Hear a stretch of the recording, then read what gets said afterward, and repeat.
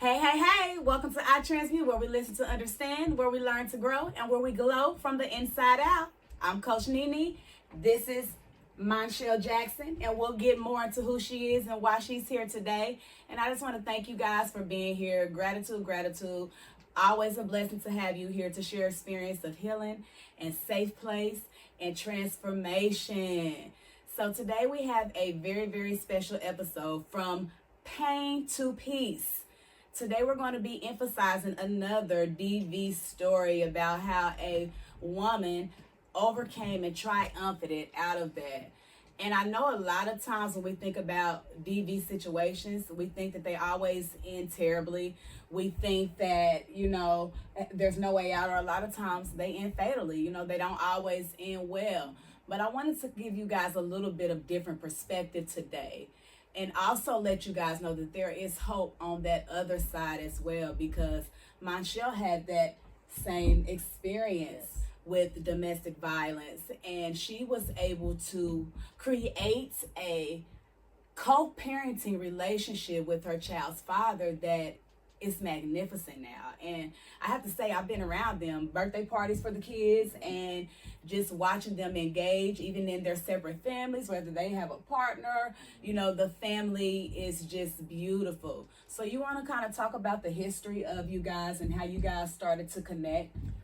Well, I met him over 10 years ago, but we met through a mutual friend. Yeah.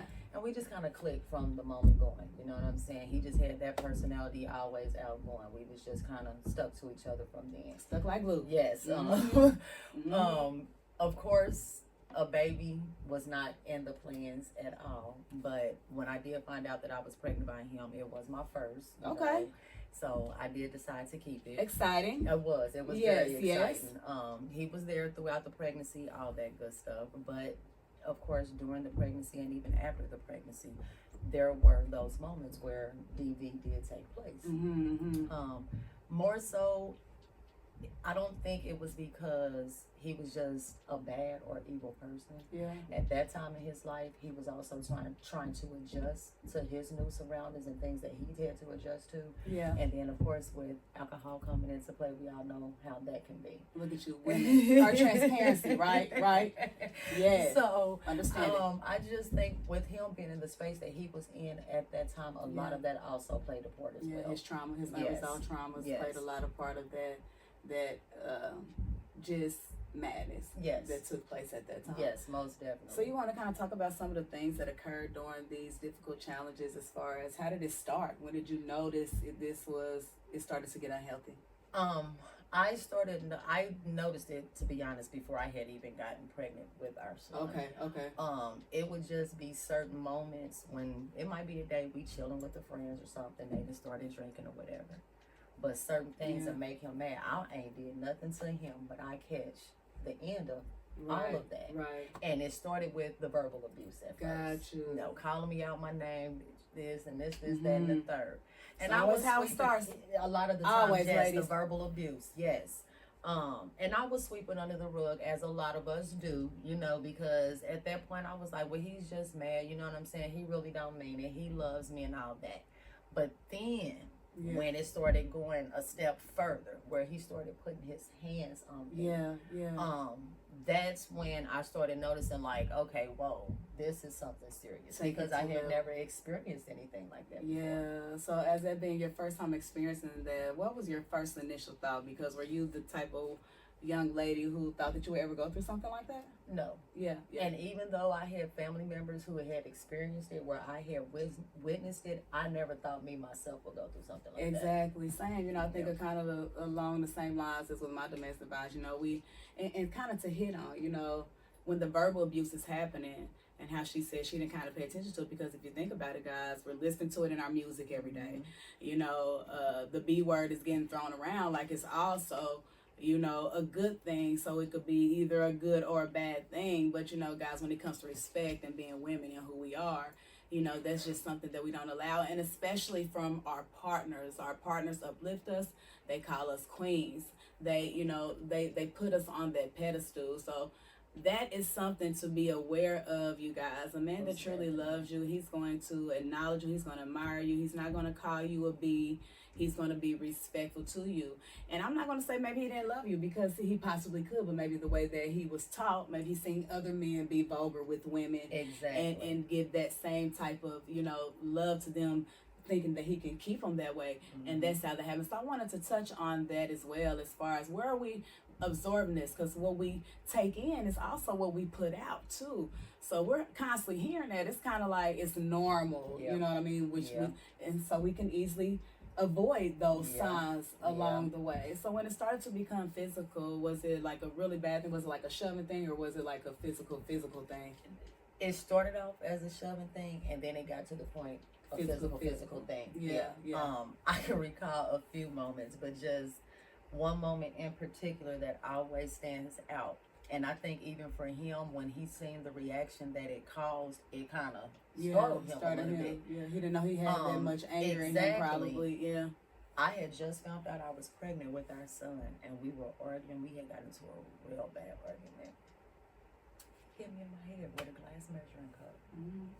And out of nowhere, a knot, y'all, just on my forehead. I mean, like I felt it. I could feel it. I felt it. My first situation that happened to me. And when he even seen it, like to see his reaction on his face, that's what made me go and look in the mirror. Because like I said, I felt it, but I didn't know what it looked like. What was going on. And when that happened, at that moment, I was like, yeah, this is not for me.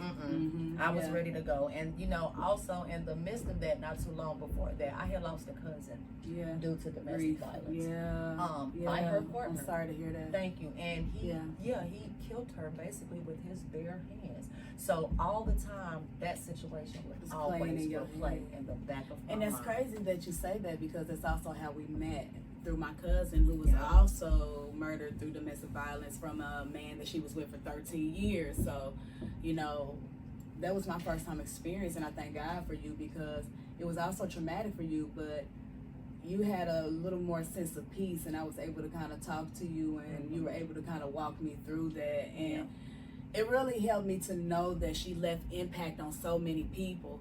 And then just the relationship that we developed from then on, it was like, okay, this is God sent, a strong connection, and just so many similarities as far as like abuse. And I'm like, oh, so this is what it looks like on the other side of healing, when you get with those women that are healing and actually doing the work. So it started to get violent. And about how long before you noticed, like, okay, it's time to shift out of this? When did you begin to start making your... Halfway through my pregnancy. Okay. Halfway through my pregnancy, because it was just like, I don't have to deal with this. I've never dealt with anything like this. You know what I'm saying? Why should I have to choose to deal with this now? Exactly. And then it was more so for me. And at the time, of course, I didn't know whether I was having a boy or a girl or not. But do I want my child to see this? To experience And that was this. my main thing. I do not ever want my kids to have to see me going through this, or for them to have to experience it whether you're fighting back or not. Because I know a lot of times, I'm going to sip my tea, I know a lot of times we hear too, well, just as long as your kids see you fight back, what the hell is that? Whether you're fighting back to protect yourself, that's the difference. We're supposed to do that, but it's not something to be proud about, you know what I mean? But that you fought through it, but And even when you say that, friend, even when they say, well, as long as our kids see us fight back, no, because I still think that is teaching them to accept that negative energy, whether they are the one that's being the abuser or getting there you go, because we don't know how they perceive it. And I talked about this with the other ladies in the first segment.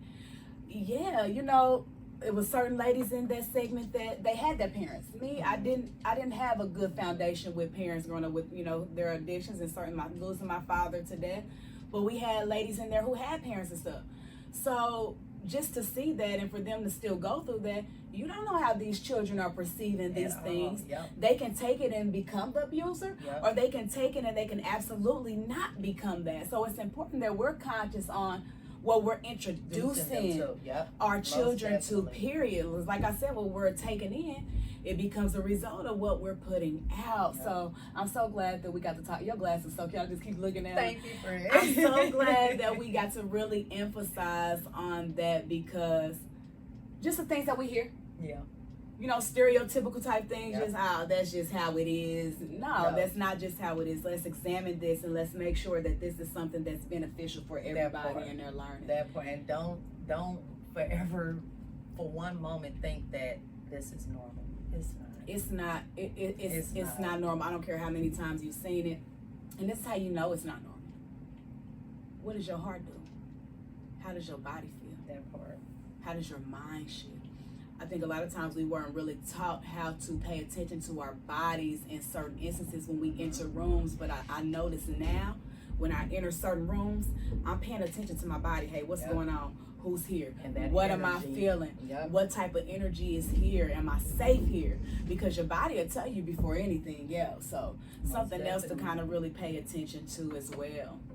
Yeah, so just the evolvement in that, and when you're going through it, like, you're pregnant. I can't make no big moves. This is my first kid. I'm young. You know what I mean? Not only that, we stayed across the street from each other when I first got pregnant. So that was how can I get away? Thing. That was another thing. Yes, we stayed across the street from each other when I had first gotten pregnant with our son. So yeah, it was. It at first it was a challenge. Yeah. But even halfway through my pregnancy, the first move I made, I moved. Yeah. Good job. Good job.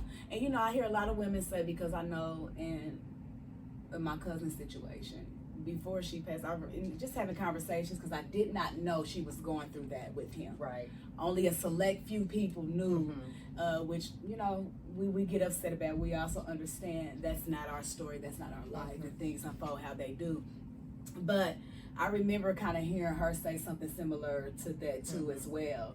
And just for her to continue to travel through that, so it's just a major deal, you guys. You just want to make sure that you're paying attention to those signs, paying attention to those people, paying attention to those shifts. And he had never been like that, until his mother passed. And then after that, it was a great shift. So we got to pay attention to people, when they're going through those great loss, those challenges, make sure they're getting the help they need. I think he kind of got off into addiction where he was doing lean real bad. And I just remember her saying, hey, because he done became a meme once he out that lean, so just really paying attention to people's habits and who they are the first time. And acknowledging that and not being afraid to speak up and say, hey, nurturing. That part, I noticed this, and how can we, and if people are not willing to do the work as you've done the work, learning how to walk away. And like I was saying, a lot of women, I'm not leaving my stuff. Baby, I got up and left so many things and had to start all the way over because at the end of the day, that fear of death at that moment. It doesn't feel good. It doesn't feel good. Like it could be me. And even when it doesn't get serious like that, the actions resulting to it still gives you those flash moments when you've seen people go through it. Because I had an aunt earlier in my life pass away when I was a kid, not as far as when you lost your cousin. It was different. I was a baby. I didn't know what was going on. But also domestic violence. And to learn that and to know that cycle. So that's something that we want to really, really pay attention to. So what does safety look like for you in those early stages of you separating? For me, safety, it was knowing that I could wake up and not have to wake up too. That was the beginning of the safety for me. Or just me coming home, no one else there, and not having to walk into because you didn't have a messed up day. Now I got to catch. Now I have to deal with it. Yeah. That's what that piece started to look like for me. From pain to peace. Yes. You started, and I think that was it for me too. Just kind of like being able to maneuver and move around, and I'm like, it's awfully quiet.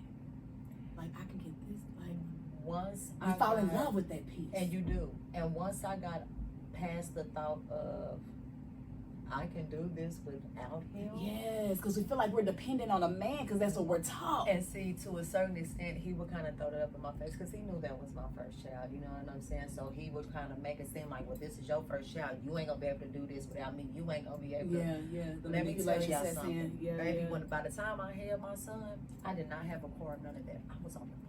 Yes. With a stroller, you make that and sacrifice. A car seat. Y'all understand me? So don't never let a man sit up and tell y'all, oh, you can't do this without them.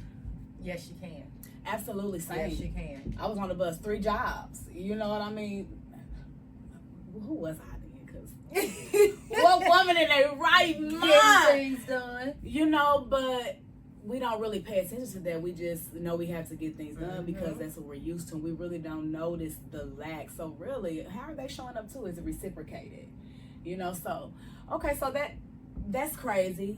But and I'm sorry that it had to happen that way. But I do want to transition into how you got to that beautiful part. So about how long after that, you went to safety, did you start to notice a transition in him? It was a while. Okay. It wasn't soon after that. It's not overnight, you guys. No, not 1 was year. Not 5 years, maybe 3 years. You just the different people. And it does different strokes for different folks. When I tell y'all it was not overnight, because I'm gonna just be honest, I'm gonna keep it 100. We had to go through the court process and all that. Yeah. Baby, you understand me? So it was not no overnight process, but I think I want to say probably once my son was probably like about maybe 3 or 4, and he just started seeing how I navigate with or without the help of him. And also, I think it was a few people in his ear as well. Yeah, of course. I think that's when he started to transition himself. Yeah. He started to see the change himself. Yeah, and then also, and I'm not gonna lie, the woman that he was involved with at that time, I also believe she played a part in that as well. Yes. I do. I also believe Thank you for your honesty in that. I do. I also believe she played a big part in that as well. So kudos to her. Yeah. Yes. Thank you for admitting that, because when we're intimate with people, we don't want nobody else to be intimate with our baby fathers or whatever the case. But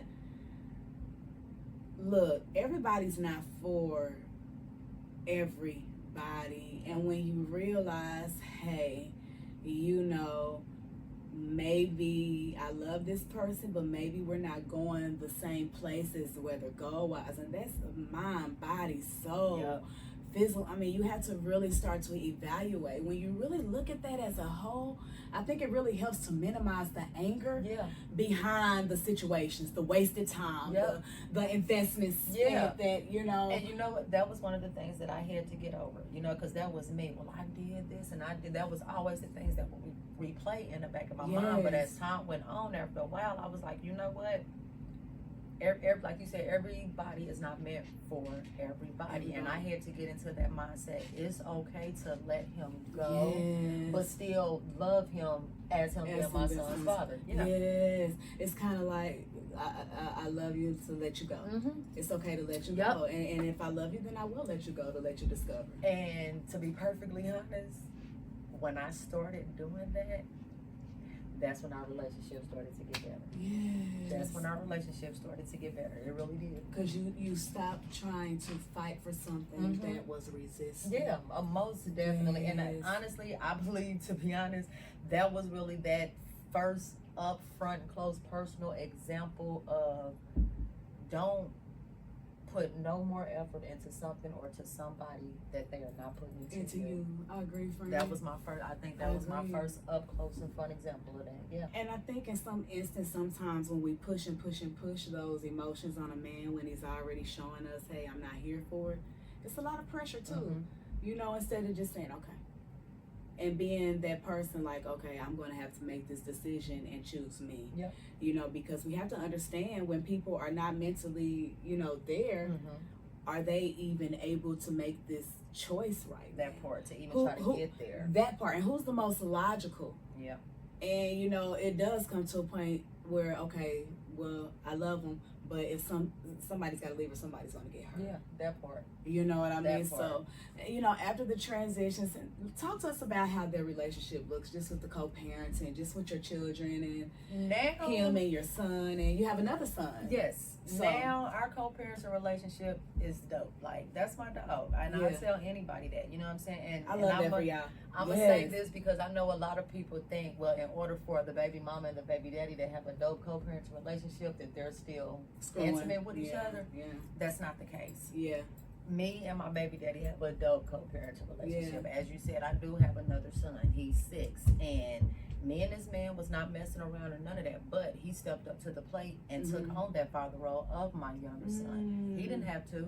But I salute him for that because he Yes. did not have to. Yeah, compassion. Yeah. He had that, and thank you. What's his name? Petey. Thank you, Petey, for being that stand-up man. And man, I'm kind of getting emotional because a lot of men don't make that transformation and really, begin to be a stand-up guy. And I know there's a lot of women out there, and myself included, because I'm married, but I also have prior relationships too that aren't always the best. And it's not fun to see your children suffer behind an absent parent because they are still a part of them. Yep. So it's so beautiful to be able to see that parent square up and say, hey, I gotta, put away that ego, put away my selfish ways, and really look at the love of that child. Yeah, and I mean, not and even maybe just the love for himself. Yeah, and not even just him, but even his mother, his sister, like they have really taken my youngest baby in as if he is their own. So yeah. I love it. So would you say that his community, as far as his parenting and his family background, helped a lot with that transition as well? And I think just the growth within himself as an individual, because I can see a lot of growth there from when we first met up until now. I see a lot of growth there, so I think that played a big part as well, and I think just him wanting to be a father to his kids, that played a tremendous part. Yes, and people think, oh, well, what that happened, I guess you want to get back with. Well, a lot of times, I'm going to be honest, when you go through traumatic situations like that with people, you really can't, it's like you forgive, but you don't forget. You still don't forget the disgust behind the situations that happen. So if you're a person who chose you, then you don't go back to those types of things. So yeah, you might see them thriving or whatever, and that's cool. That's kudos. And a lot of people think, that's an opportunity. Not all the time. Some people do it. Yeah. And kudos to them, this is what I've been waiting on, you love my life. But a lot of times, people move forward and say, well, no, but, let's do this. And they realize, well, our child is here. Yeah. And that's the blessing. That part. And that's the miracle. That part. And that's what we're going to lead off of, if not anything else. Because just think about it. If you guys didn't have your son, do you think it would have went the same way? No. Yeah, to be honest, it would have been a no strings attached type exactly. Thing. I was gonna say, to be honest, if we did not have my son, I don't even think we would still even be talking like we do now. Yeah. Nope. It would have been kind of like a resource thing. Yeah, like I did this for you. Which is what it kind of get into. If we see each other in passing and be, hey, you know what I'm saying, what's up, whatever. But nope, I don't think it would have went the same way. Got you. So something about that too, you guys. When baby mothers and baby fathers, because that's the term that y'all know, let me go on and break it, you know what I mean? When they get into it, and this is something that I had to learn too with my husband, because when I first got involved with him, him and his baby mother, they weren't perfect either, and they had to work some things out. And I'm like, oh no, I'm wiping it. We ain't gonna have this. And no, I don't know how much time. I don't know what they went through. I don't know what they experienced, And for me to just step up in there like I own the place, it's a little disrespectful. And kudos to my husband, because he gave me the most respect. I know he's probably side-eyeing me like, this woman here, but she don't play no game. But I am protective over my family. And, when it comes to marriage and things like that, and I had children, my main concern was finance. Like, okay, I don't want her coming after our money, because that's our money. Then it affects my other children too. Right. And their father wasn't active. It was just me. Right. So, it was like, we can't have that. Right. So when it comes to things like that, but to be able to communicate that in effective ways and still give them their space to heal. You don't know how much time they need to heal or mend whatever they go through. So something that I learned to the point where I just had to block everything off all social. Like, you know what? It's not my business. I should have never got involved with it in the first place. And I love my stepdaughter. Whatever she chooses, whatever makes her happy, that's where we're going to go with. So I think when you get to the bigger picture and the source of why you are there in the first place anyway, it really changes things dramatically. It really does. It really, really does. I mean, it's to the point, because my son, he has older siblings, you know what I'm saying? So he keeps in contact with them. They'll come by, hey, can I come and see Major? Can I come and pick Major up? Like, so, I love that. I love that. And I see that often, and like I said, that compassion. Yeah. Just having a man like, I ain't gonna let that little young man be left out, though. I know he ain't mine, but that's still my brothers. Yeah. And the kids will tell you. Because even when my husband and I had the situations even going on with her, and you know, the kids talking or whatever, and the kids is like, no, that's my sister. Yeah. You know, so it creates that, it makes you like, dang, they so selfless, you know, how can I get some of that? And it really kind of pushes you to that inner child. And then you learn to love that child. Yeah. So just a big thing. And I'm from a big blended family, a huge family in general. So we never played that daughter, stepmom, or half sister and stuff. If we locked in there, we locked in there. Flavor water, sugar, honey, iced tea, baby. Part. It is what it is. And I'm gonna be honest, flavored water for me in a lot of instances has been a lot closer relatively than blood. Right. You know, so just to understand that we cultivate who we are in our paradises and who we get to choose in that Most environment. definitely. So any non-negotiables today or boundaries that you guys just had that it's like no, or is it still just copacetic? I mean, really, it's just copacetic. You know what I'm saying? He respects my space. I respect his. You know what I'm saying? If he's talking to someone, or if I'm talking to someone, like, we respect each other's space. You know what I'm saying? Like, Michelle, I wanted to pull up for the kids. Is it okay? You know what I'm saying? He don't just pop up because he feel like he the baby daddy. Yes, that's important. Yeah, it's none of that. Everything more respect than what you had in the relationship. Exactly. So yeah, everything is still copacetic. Yes. I mean, it's even better, to be honest. So yeah. Like I said, that's my dog. I love that, and I want to thank you for coming and being bold and sharing that story. Because and I'm sure y'all close, and he ain't, you know, it's never no bad. But like I said, Petey, we love you up in here, big dog. You know what I mean? we gonna represent because we love transformation, we love people, and like I said, we don't get the glory. God gets out the glory all the time. We are just supposed to be here and support each other and root for each other. And when we see that a different type of spirit becomes upon somebody else, to be able to move out the way and let God deal with that, because that's his ball game. That part is his job, and not to ours. move accordingly on your path, and I think that's important. Yes, most definitely. So is there any advice that you want to give to anybody out there that might be experiencing this and want to give them hope on that other side? Just know, again, as I said before, this is not something that you have to accept, that you have to deal with. Yeah. Always trust your instinct, that gut feeling. If it's telling you to leave, leave, baby. It's not worth it. It's not worth it, because at the end it's going to be, well, what if I would have did or should have did or could have did? You don't want it to be that result. And especially if you have kids involved in the situation as well, love yourself enough to get you and your babies out of that situation. Enough. Yes, and I think that's important too. That for me, it was the kids first, even before myself. Which I, you know, it's sad to say, but you know, thank God for them. You know, to be able to move out of that situation, and then also, you know, I know a lot of people go through this and they absolutely don't want to deal with that person again, and that's absolutely fine. But I think when you have children, it's a little different. Yes, it is. So I just wanted to give you guys hope on that side, and unless you know you're dealing with some really strange occurrences as far as, you know, maybe stalking, maybe really trying to harm you or your child in the environment. Yeah, in that case, that's those a different cases, situation. Those are different situations. I'm not saying, oh yeah, run to that, you know, but if you see improvements, like she's seen, the transformation, like she said, it took time. She wasn't on his back. She's seen that, and it all just started to kind of come together to the point where the relationship is more beautiful now than it was on that other side. So just something to kind of keep in mind, you guys. It's never the end of the day. Never let that moment of anger stir you away to where now you're letting it consume your whole life. And then not only that, I also, with you saying that, I want to say this. I know we be hurt as women. Yeah, we do be. We're emotional creatures. Emotional beings. But if you see that man is trying to make a change and you see where he's trying to grow, don't intentionally keep them kids away from that man.